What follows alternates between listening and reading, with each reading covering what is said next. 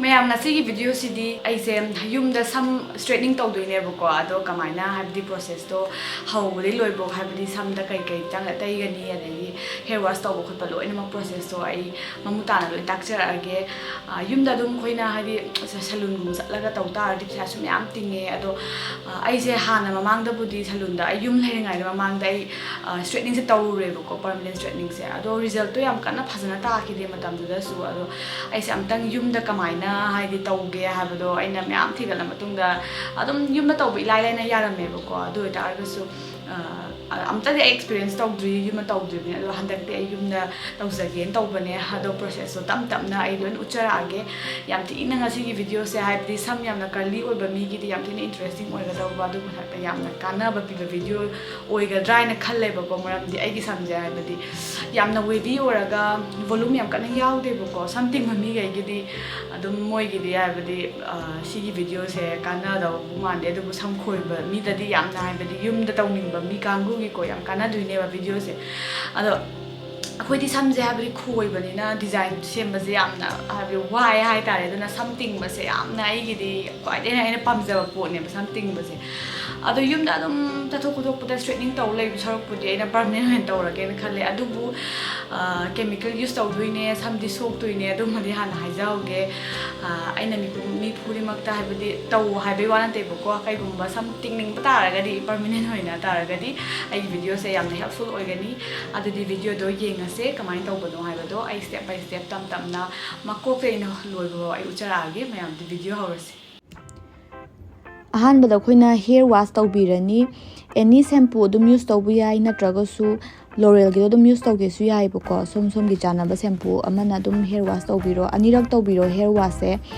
hena result to tanana ba dui matungda khoina dryer na phajana hair dry tawbirani dryer use tawdraga di kaiguma chotlaga le hautaraga di adoi jaga do khoina product phanam dai taraga su tingaroi bako aduna dryer na phajana hana samdo dry tawbiro phajana kanghalaba matungda khoina straightening amana samdo phajana straightening tawbirani apik section lokhatlaga khoina dum tawba yai adubu si je ithana tawbudadi maningda uba phangde bako khoiraga lehoba sarukto aduna mi amadi darka leiye si permanent hair straightening se tawge hai taraga di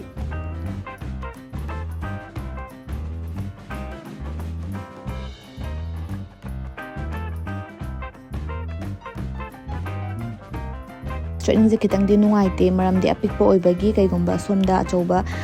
khoi Philips ki oigera any company da aphaba lei taraga di adum use tawbiyo ai gi se kitang di pick khre somda kai gomba recommend taw hai taraga di achauba hair straightening hen tawbiyo ado ithana tawba se yam waye aduna ai se ai inaupi amasu lakani buko ado sida leire product sina sise ai se extra resistant low bane buko extra resistance na khoigi yamna curly oiba hair da di sine hena result se phange aduga kari gumba chemical hana use tawba hana permanent gumba tawgraba oi taraga di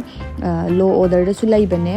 ado sida leire agi product se 125 ml khatane ado aina haiba inaunu pido lae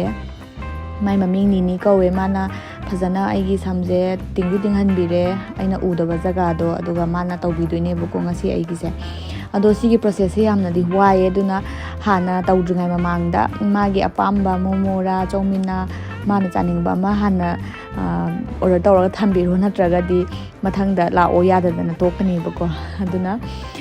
hojik se ai product se container da hape aduduga phajana sigi product se brush ama pairaga sidi kitang habidi root ta thengandabida ko root gi kitang chathoaga root ta thengdabida sumaina taibiro aduduga maton tana taiduine bako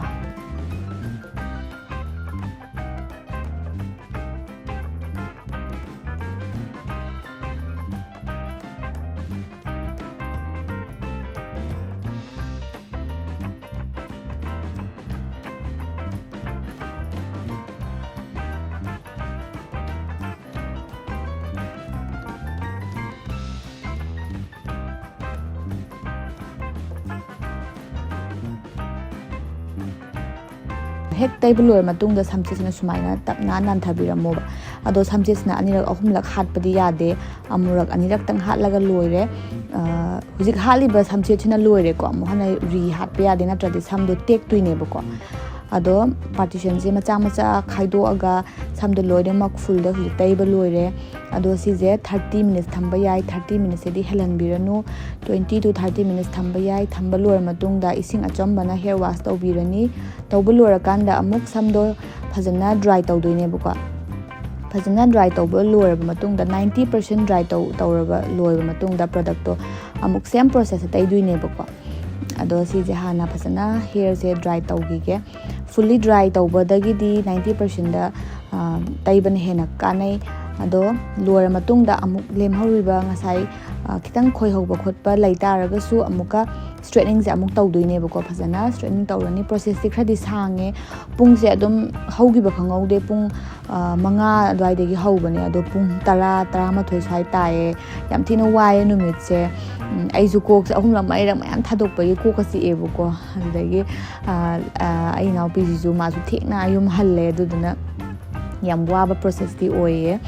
ꯑꯗꯣ ꯁꯤꯗꯤ ꯆꯞ ꯃꯥꯟꯅꯩꯌꯦ ꯁꯤ ꯍꯟꯗꯛ ꯂꯥꯁꯀꯤꯁꯤꯗꯤ ꯔꯨꯠꯐꯧ ꯑꯗꯨꯝ ꯇꯩꯕ ꯌꯥꯏꯑꯕꯀꯣ ꯑꯍꯥꯟꯕꯩꯗꯤ root ꯊꯨꯡꯗꯕꯩ ꯋꯥꯅꯤ ꯍꯟꯗꯛꯀꯤꯁꯤꯗꯤ root ꯊꯦꯡꯕ ꯌꯥꯏ ꯑꯗꯨꯒ ꯁꯤꯁꯨ ꯑꯗꯨꯝ ꯆꯞ ꯃꯥꯟꯅꯩ ꯐꯖꯅ ꯔꯨꯠꯇꯒꯤ ꯑꯗꯨꯝ ꯇꯩꯕ ꯍꯧꯔꯒ ꯃꯇꯣꯟꯐꯧꯗ ꯁꯨꯃꯥꯏꯅ ꯇꯞꯅ ꯇꯞꯅ ꯃꯣꯟꯊꯕꯤꯔꯛꯑꯣ ꯑꯗꯣ ꯍꯦꯛ ꯂꯣꯏꯔꯀꯥꯟꯗ ꯑꯩꯈꯣꯏꯒꯤ ꯀꯣꯝꯅ ꯑꯗꯨꯝ ꯁꯨꯃꯥꯏꯅ ꯑꯃꯨꯛꯇꯪ ꯅꯥꯟꯊꯕꯤꯔꯝꯃꯣꯕꯀꯣ ꯑꯃꯨꯔꯛ ꯑꯅꯤꯔꯛ ꯁꯤ ꯇꯧꯕ ꯂꯣꯏꯔ ꯃꯇꯨꯡꯗ ꯍꯥꯏꯗꯤ ꯑꯇꯣꯞꯄ ꯇꯩꯔꯀꯥꯟꯗ ꯑꯃꯨꯛ ꯅꯥꯟꯊꯕ ꯌꯥꯗ꯭ꯔꯦ ꯍꯥꯏꯗꯤ ꯇꯧꯈꯤꯕ ꯄꯣꯠꯁꯤꯅ ꯂꯣꯏꯔꯦꯕ 2-3 ꯁꯝꯆꯦꯠꯅ ꯍꯥꯞꯆꯤꯟꯕ ꯇꯥꯔꯒꯗꯤ ꯍꯦꯌꯔ ꯕ꯭रेꯛ ꯇꯧꯒꯅꯤ ꯑꯗꯨꯅ ꯁꯨꯃꯥꯏꯅ ꯇꯞꯅ ꯇꯞꯅ ꯆꯞ ꯃꯥꯟꯅꯕ ꯄ꯭ꯔꯣꯁꯦꯁꯇ 2ꯔꯛ ꯍꯟꯕꯩ ꯋꯥꯅꯤ ꯑꯃꯨꯛ ꯇꯩꯕꯤꯔꯅꯤ ꯁꯤꯁꯤꯅ ꯁ꯭ꯇ꯭ꯔꯦꯠꯅꯤꯡ ꯀ꯭रीꯝꯗꯨꯅꯦ ꯇꯩꯕ ꯂꯣꯏꯔꯀꯥꯟꯗ ꯀꯣꯝꯅ ꯍꯥꯠꯇꯣꯏꯅꯤ ꯁꯤꯗꯒꯤ ꯍꯦꯟꯅ ꯀꯨꯞꯄ ꯀꯣꯝꯁꯨ ꯂꯩꯕꯅꯦ ꯑꯗꯨ ꯂꯩ ꯇꯥꯔꯒꯗꯤ ꯑꯗꯨ ꯑꯣꯏꯅ ꯌꯨꯁ ꯇꯧꯕꯤꯌꯣ ꯁꯝꯗ ꯂꯣꯏꯅꯃꯛ ꯆꯤꯊꯗꯅꯕꯀꯣ ꯂꯣꯏꯅꯃꯛ ꯌꯥꯎꯅ ꯆꯪꯅꯅꯕ ꯑꯗꯨꯒ ꯑꯩꯈꯣꯏꯒꯤ ꯅꯥꯔꯨꯝꯗ ꯇꯧꯕ ꯃꯇꯝꯗ ꯅꯥꯗ ꯊꯦꯛꯆꯟꯗꯕꯤꯗ ꯃꯃꯥꯡꯗ ꯑꯣꯏꯅ ꯊꯝꯕꯤꯌꯣ ꯚꯤꯗꯤꯑꯣꯁꯤꯗꯕꯨꯗꯤ ꯑꯩ ꯎꯠꯆꯗ꯭ꯔꯦ ꯃꯔꯝꯗꯤ ꯈꯣꯏꯔꯒ ꯂꯩꯍꯧꯗꯅꯕꯀꯣ ꯑꯗꯨꯒ ꯁꯝ ꯊꯥꯗꯣꯛꯑꯕ ꯃꯇꯨꯡꯗꯁꯨ ꯁꯝ ꯊꯦꯛꯆꯟꯕ ꯌꯥꯗꯦ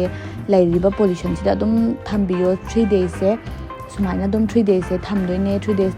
ꯊꯝꯕ ꯂꯣꯏꯔ ꯃꯇꯨꯡꯗ ꯀꯣꯛ ꯊꯥꯗꯣꯛꯑꯀꯥꯟꯗ ꯅꯪꯅ ꯑꯦꯅꯤ ꯌꯦꯞꯁꯟꯒꯦꯔꯥ ꯈꯣꯠꯆꯟꯒꯦꯔꯥ ꯂꯣꯏ ꯌꯥꯔꯦ ꯑꯗꯨꯕꯨ